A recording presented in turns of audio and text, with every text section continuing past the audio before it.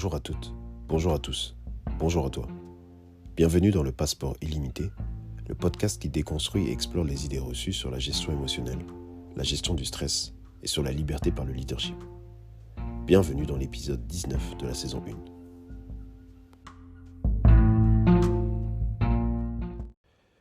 Aujourd'hui, nous allons discuter du sommeil et plus précisément du manque de sommeil. La gestion du stress, c'est un phénomène évidemment qui inclut énormément de choses et le sommeil, je pense que c'est quelque chose qui est très sous-estimé dans la gestion de la fatigue et dans la gestion du stress. Je tiens à te dire que le sommeil, c'est une des clés. D'accord ? Si tu veux éviter d'être stressé, il faut absolument que tu puisses comprendre comment ton rythme biologique fonctionne, comment tu dors, comment est-ce que tu régénères ton énergie.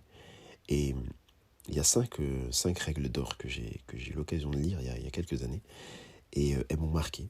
Et ce sont des règles que j'applique vraiment au quotidien. En tout cas, j'essaye. Et ces 5 règles d'or, elles sont axées sur l'insomnie. Je ne sais pas si toi, tu as l'habitude de faire des insomnies, mais moi, j'ai l'habitude de faire des insomnies. Et c'est pas tous les jours, évidemment, heureusement. Mais quand j'ai l'esprit un peu trop créatif, quand j'ai l'esprit occupé par des choses qui me préoccupent, il m'arrive de faire des insomnies. Et ces insomnies, moi, c'est toujours le même type d'insomnie. Donc, il existe plusieurs types d'insomnie, évidemment. Il y a des gens qui n'arrivent pas à s'endormir. Il y a des gens qui vont se réveiller plusieurs fois la nuit. Il y a des gens qui vont dormir correctement, mais par contre, vont se réveiller très tôt. Moi, je suis dans cette catégorie-là. Je me couche, je réussis à me coucher normalement, mais 3h30, 3h45, 4h du matin, je suis debout. Évidemment, après, je n'arrive pas à m'endormir. Qu'est-ce que ça génère en moi ? De la fatigue le lendemain, quand il faut assumer la journée du lendemain, mais surtout du stress, beaucoup de stress. Et ça, je ne me rendais pas compte.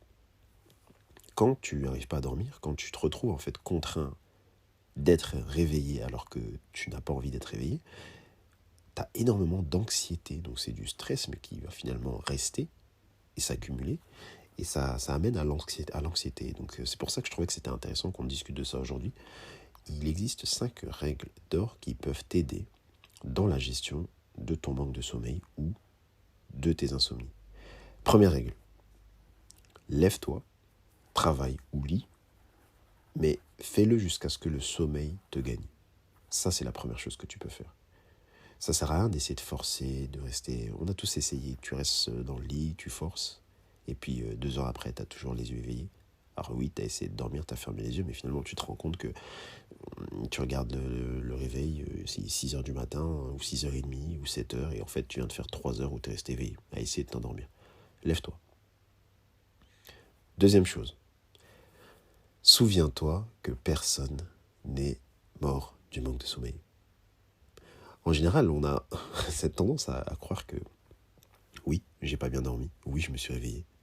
Et à cause de ça, catastrophe. C'est la fin du monde, il y aura des ravages demain, je vais pas pouvoir travailler, je vais pas assumer toute la semaine, etc., etc. Et on rentre dans ce système-là de croyances où on s'accumule, on fait accumuler des choses à l'intérieur de nous et on génère énormément d'anxiété. On est en train de craindre les potentielles choses qui peuvent arriver, alors que finalement, c'est qu'un manque de sommeil. Relativise. Personne n'est mort du manque de sommeil. Oui, ta journée, le lendemain, tu vas devoir l'adapter. Oui, peut-être qu'il te faudra 1 ou 2 jours pour récupérer. Mais est-ce que c'est si grave ? Troisième point, troisième règle. Si tu es spirituel, évidemment, profites-en. Médite, si tu as l'habitude de méditer. Prie, si tu as l'habitude de prier. Si tu es spirituel, ni religieux, mais juste spirituel et que tu as d'autres techniques, utilise-les. Mets-les à profit. C'est le moment et ça va t'aider dans cette gestion-là. Quatrième règle. Décontracte-toi. Arrête d'être tendu. Quand tu te réveilles dans ces cas-là, en général, oui, tu es tendu au niveau de l'esprit, mais tu es aussi tendu au niveau du corps. Tu as de la tension nerveuse, mais tu as aussi de la tension physique. Et c'est important que tu comprennes qu'il faut que tu te détendes. Il faut que tu relâches tout ça. Peut-être que te lever et revenir, ensuite t'allonger, te mettre dans une position décontractante, ça peut t'aider. Mais il faut te décontracter. Dernier point, dernière règle, fais du sport. Fais des exercices physiques. Alors, soit tu te lèves et tu vas à la salle, si tu as la chance d'avoir une salle ouverte H24, oui, c'est possible. Mais tu peux aussi faire des petits exercices. Tout petits exercices. Le but uniquement, c'est de te fatiguer. Il faut que tu te fatigues et tu dois te fatiguer pour pouvoir à nouveau avoir l'envie de dormir. Chose à proscrire, et on va finir par ça, le téléphone, les écrans, l'ordinateur. La lumière blanche, cette lumière très vive que t'envoie à ton cerveau, ne va pas du tout fatiguer ton cerveau, bien au contraire, ça va lui envoyer un signal, le signal inversant. Ton cerveau, il va se dire, oui, alors là, tu es en train de m'éveiller, et donc c'est pas l'écran, tu vas peut-être fatiguer tes yeux, la sensation physique de fatigue, mais par contre, ton cerveau, il va pas se fatiguer, et donc ça sert à rien du tout d'aller surtout d'ouvrir ton téléphone, d'aller sur ton ordi, à proscrire. Et réfléchis à ces 5 règles d'or, et essaye de les mettre en place pour ta prochaine insomnie, chose que je ne te souhaite pas, mais surtout, essaye de l'envisager pour tous tes manques de sommeil. L'anxiété générée par le manque de sommeil est quelque chose qu'il est possible de gérer. La suite au prochain épisode.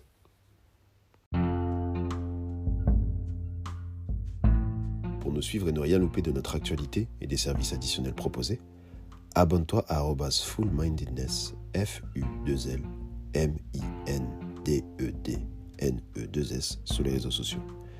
Bien sûr, abonne-toi au podcast sur ta plateforme de podcast préférée en activant les notifications pour recevoir une alerte à chaque nouvel épisode.